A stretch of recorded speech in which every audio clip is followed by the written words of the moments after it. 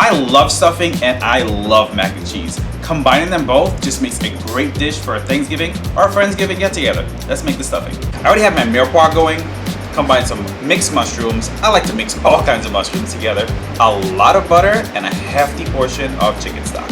Just bring that to a light simmer and we're going to use that to rehydrate all of those delicious croutons.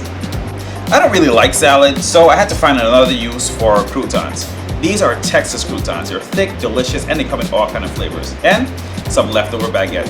Just toast them and cut them up. This is your basic stuffing. It's just combining bread with that chicken stock, lots of butter, some herbs, and that mushroom that you saute. This mac and cheese is really simple. And just like most holiday cooking, some butter, flour, and lots of cheese will go a long way. I already have my butter going. Just drizzle in some flour. And cook that floury taste out of it. Just give that a few minutes. We got some half and half. If anyone ever tells you to use whole milk, don't. Go for the half and half. It's completely worth it. You're gonna get your favorite kind of cheeses. Mine is sharp cheddar and melty schmelty mozzarella. This has to be one of the most satisfying things about making mac and cheese.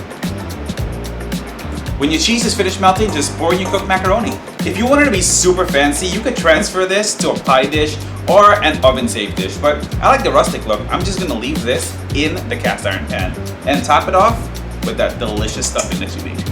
There is no right or wrong to this. Just spread it on top, pretend as if you're decorating a cheesy, delicious, savory cake. When you finish topping off your mac and cheese, you can have it two ways. If you like a cakey mac and cheese, bake this for a little bit longer at 350. I would say about half an hour. If you like a stretchy mac and cheese, put the oven on broil and just cook the top and sprinkle with some additional cheese. This recipe is guaranteed to have your guests talking. It's okay to share it. It's okay to take credit for it. It freezes well, it tastes great, and it's cheesy heaven. For more holiday cooking tips like this, like and follow this video.